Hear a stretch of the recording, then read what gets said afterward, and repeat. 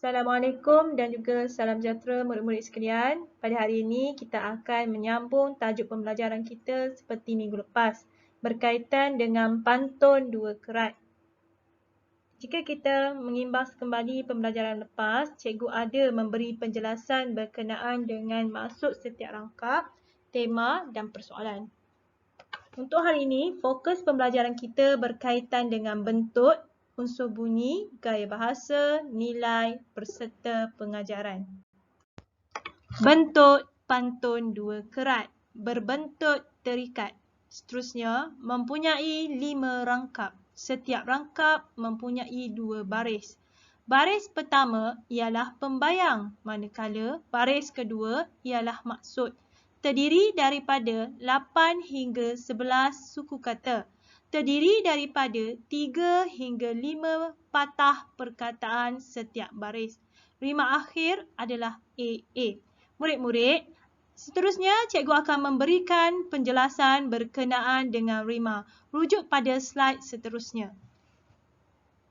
Penerangan mengenai bentuk pantun bagi rima akhir.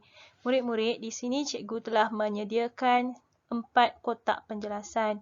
Penjelasan pertama berkaitan dengan rima akhir setiap rangkap adalah sama untuk rangkap pertama sehinggalah rangkap yang kelima, iaitu AA. Untuk penjelasan kedua pula, bagaimana rima akhir ini dikira berdasarkan kepada urutan abjad dalam bahasa Melayu. A, B, C, D, E sehinggalah Z. Murid-murid, untuk lebih memfahami mengenai rima akhir, rujuk kepada penjelasan yang ketiga.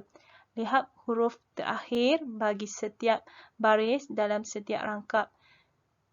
Berapa jauh wujud dengan sifat, sejauh lutut dengan pelipat. Berdasarkan pada rangkap yang pertama, huruf yang terakhir bagi baris pertama dan juga baris kedua ialah huruf T.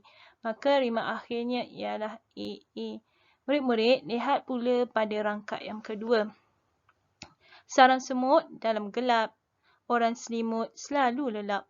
Kat sini juga murid-murid dapat lihat bahawa huruf yang terakhir bagi rangkap yang kedua iaitu PP. Jadi rima akhirnya juga ialah AA. Seterusnya murid-murid, lihat pada rangkap yang ketiga. Hitam-hitam, pucuk kawar, sungguh hitam, dipandang lawa. Kat sini murid-murid dapat lihat bahawa baris satu dan baris yang kedua, rangkap yang ketiga juga huruf terakhirnya adalah sama. Maka rangkap ketiga, rima akhirnya juga adalah AA. Seterusnya murid-murid, lihat pada rangkap yang keempat. Emas, perak, tembaga suasa, malas bergerak, tidak merasa. Kat sini pun juga murid-murid dapat melihat bahawa huruf terakhir bagi rangkap keempat iaitu AA. Jadi rima akhir rangkap keempat juga ialah AA.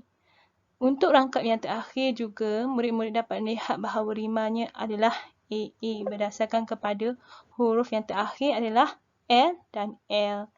Murid-murid, cikgu harap murid-murid dapat memahami mengenai bagaimana rima akhir dicari bagi setiap rangkap. Murid-murid, adakah kamu sudah memahami bagaimana cara untuk mencari rima akhir? Di sini, cikgu berikan kamu latihan pengukuhan soalan rima akhir. Contoh pantun 4 kerat. Rangkap pertama, berasa gantan sudah disukat, laut disimpan di atas bara. Andai seluruh masyarakat muafakat, negara damai, rakyat sejahtera. Di sini murid-murid, kamu dapat lihat bahawa baris yang pertama, huruf yang terakhir iaitu T. Manakala baris yang kedua, huruf yang terakhir adalah A. Seterusnya, baris yang ketiga, huruf yang terakhir adalah T. Seterusnya, bagi baris yang keempat, huruf yang terakhir adalah A. Di sini murid-murid, T akan menjadi A. A akan menjadi B. T menjadi A akan menjadi B. Kerana berdasarkan kepada susunan huruf abjad dalam bahasa Melayu. Huruf pertama akan disebut sebagai huruf A. Huruf yang kedua akan disebut sebagai huruf B. Maka jika berlakunya ulangan seperti huruf T pada baris pertama dan baris ketiga, maka T dikira A. Dan huruf yang kedua disebut sebagai huruf B.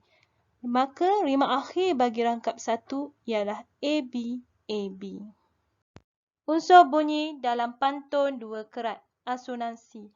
Asonansi merupakan perulangan bunyi vokal yang sama dan yang dominan dalam baris-baris sajak.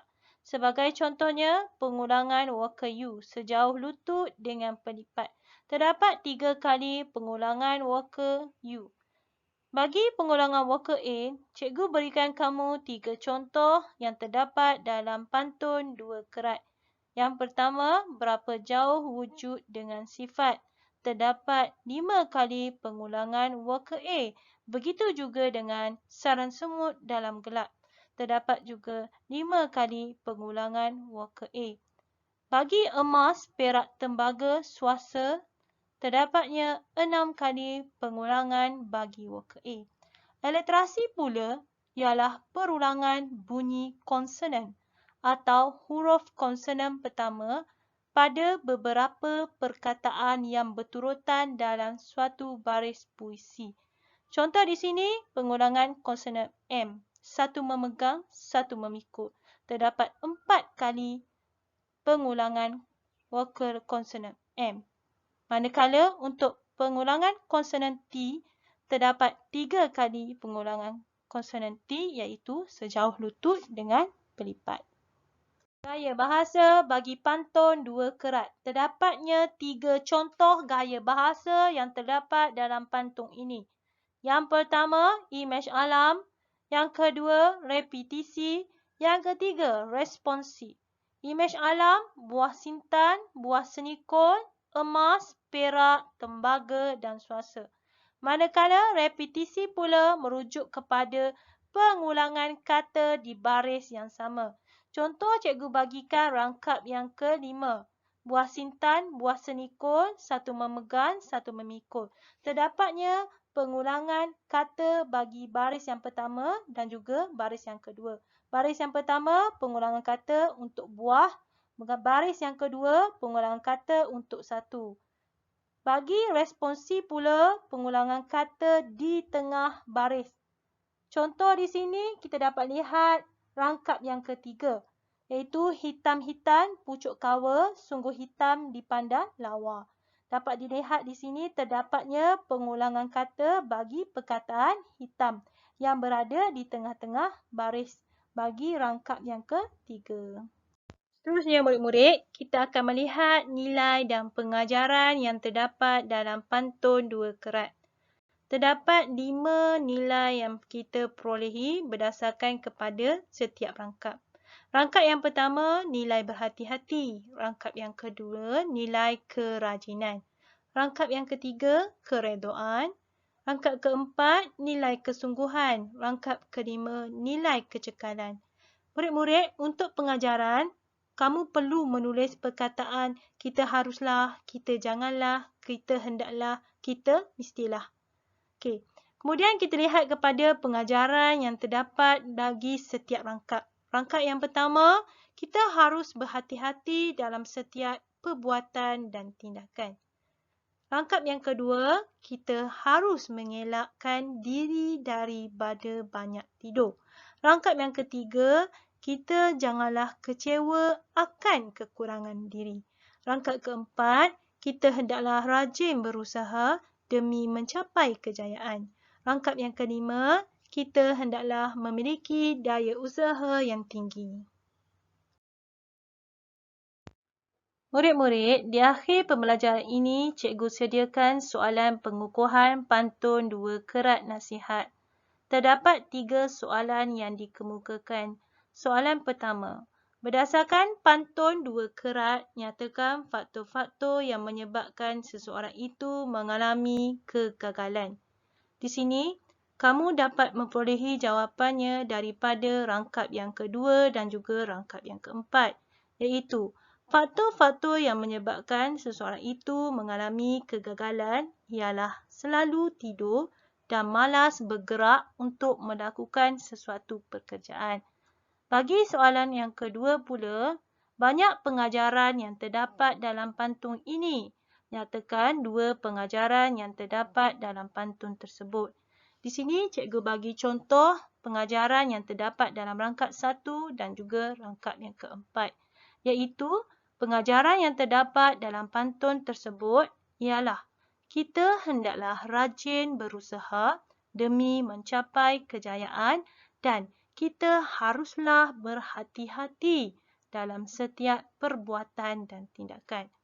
Murid-murid, untuk soalan nombor 3 pula dipanggil sebagai kemahiran kebat, iaitu kemahiran berfikir aras tinggi, di mana kamu perlu memberikan jawapan sendiri berdasarkan kepada kesesuaian soalan yang diberikan. Contoh soalan, pada pendapat anda, apakah kesan-kesannya jika seseorang itu tidur secara berlebihan? Sebagai contoh jawapan yang boleh kamu berikan, pada pendapat saya, kesan-kesan jika seseorang itu tidur secara berlebihan ialah badannya akan sentiasa lesu dan segala kerja akan dilakukan tidak akan sempurna.